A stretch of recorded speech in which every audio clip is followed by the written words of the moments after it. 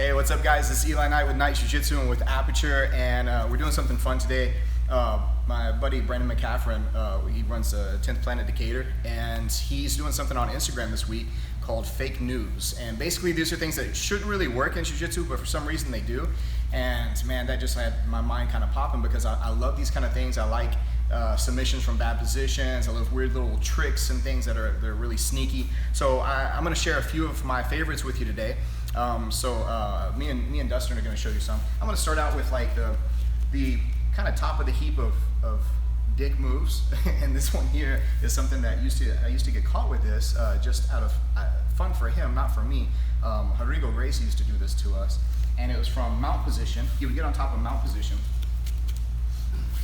So once he got to mount here, and this was typically after we've been rolling a little bit, and his shirt's kind of nice and sweaty. He didn't have this nice Knight Jiu-Jitsu brand new shirt yet, but he would have this like sweaty rash guard or sweaty t-shirt. And so what would happen is he would get here, and he would do almost like a Muay Thai plum kind of move. He would get nice and high in the armpits, and he would get the nose right in that kind of sternal notch, and he had just enough cleavage in his pecs to get here like this and squeeze and hold. And so it wasn't necessarily just painful, but with that sweaty shirt, it's like you're being waterboarded and you're being suffocated. So it's a nasty move. Shouldn't work. You should be able to get out of it a lot easier, and man, it's just a pain to get out of. So there's one. This one here is guaranteed to lose you some friends in rolling once you hit somebody with it, but you're probably gonna hit them more than once before they catch on to it. If you find yourself in kesa, and not like this underhook far side, but like you just like traditional kesa gatame like this, then from here, if I'm watching the guy and this back leg here, the near one to me, is bent a little bit and I think I can scoop underneath it, the first thing I'm gonna do is just try to control this here. I'm gonna hug the inside of my thigh like this. So underneath my head, I grab the inside of my thigh like that. I'm gonna, whenever I feel like he's not paying attention, he's paying attention up here, I'm gonna swim back, grab that leg here, and I'm gonna go like kind of thigh master this and bring my legs together, squeeze like this, and it's a tight compression lock. And it really makes it hard to breathe. It's a lot of pressure on your ribs. It's not just painful. You think you can get out of it sometimes and resist the pain, but then you realize you can't get a full breath after you let that breath out. So again, here, I grab the inside of my thigh. I'm gonna swim back, grab the inside of this thigh, use my legs to close together here and get that accordion squeeze. And again, you're not gonna make many friends like that rolling.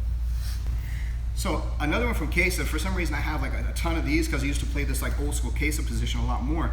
And back in the day, you get guys like holding on like this so that, you know, I would try to get here and push that arm free or try to attack. And if I'm not careful and he's holding on really tight, he may be able to bridge and roll me. So I don't want that to happen. So if I want to get this arm loose, something I can do is almost like a heel hook. So what I'm going to do here is I'm going to put that snuff box underneath his elbow like that, S grip, and I'm going to try to take his elbow to his forehead here. Now, if he wants to keep hanging on, it's gonna be like a shoulder lock. It's really uncomfortable on the shoulder, so it's the shoulder equivalent of a heel hook, so it's an elbow hook. So from here, I do that. If he wants to relieve the pressure, he has to straighten and punch his arm free, and now it's free here, and I can start attacking this and doing all kinds of different like submissions from scarf hold like I wanted in the first place. Another one that a lot of people have probably seen, if you haven't seen this yet, it's a really cool trick. I don't suggest letting yourself get this far into the calf slicer to do it, but if you ever find yourself kind of with somebody who likes to play the truck and they like to go for this calf slicer, and so like he goes here and he's pulled me kind of into this truck position here, and he's looking to pull this down and get this calf slicer right here. Well, the problem with this here is that if I open this space, I can reach up, grab this arm here, kick that free, and then it's gonna be hard for him to finish this calf slicer with one hand before I can get my arm lock right there, right? So again, he's here, he pulls into this position, he's going for the calf slicer here, and so I'm gonna reach up, grab hold of that wrist here, and then pull both hands, pull my back here, this way, kick, and then this leg's gonna go over his head here, squeeze, finish the arm lock before he can get the calf slicer. This one here is pretty high percentage, at least the first couple of times you catch somebody with it. If they haven't been here before, it's really deceptive, and it's really difficult for this person not to take the bait on it because they're passing your guard and they're going to eventually get all the way to side control. They can even take mount, they can even take your back. This has happened plenty of time in competition that you can see gi and no gi. The no gi version is maybe even more deceptive because it doesn't feel as tight, it doesn't feel like you should have it. So again, it's kind of one of those things that really shouldn't work as well as it does, right? So I'm here and I'm kind of framing this way, which is not a really good frame to stop him from passing my guard, and he's getting around like this. So what I'm gonna do is I'm gonna throw this one up here this way. I'm gonna get this S grip kind of connection like that. Now, I'm gonna go ahead and allow him to pass to side control. He gets to side control, so he's feeling pretty good about himself. Now he's like, okay, well, I'm in danger, but I'm gonna take the mount so the guy on bottom will respect my mount and let go of me. So I don't, and then I keep on going. I'm gonna keep on turning like this here, and eventually I can almost let him get completely on my back and finish the choke back here. You get guys passing out from this all the time because they think superior position. He's not gonna be able to finish this, and then they're out. All right, another one of my favorite ones here, just for sheer like comic relief. I don't expect to really catch this on like a lot of like really kind of higher up guys, but it is possible, and because it's very unexpected and it's very weird, for lack of a better like description. So when you get to the armbar sometimes, so I set this arm lock like this. However it was, I got into position, I set this arm lock up here, and he's doing a pretty good job defending some way. Let's say he's got some kind of weird gable grip or genie grip or something, I don't care.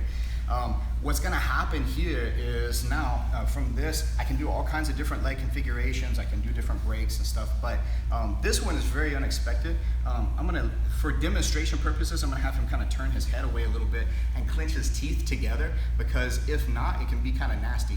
And what I'm gonna do, I've always referred to this one as the Neuro disruptor armbar finish. So I get here in this position, and he's stronger than I am from this position holding on. But if I start like letting my leg kind of shake like that, for some reason, he doesn't like to hang on to it, and he tends to let it go. So again, here, because it's fun, we go here like this, and I'm trying to pull like this. I'm like, oh, you're so strong. And then I let this leg go here, and then it kind of bounces his head off the mat a little bit.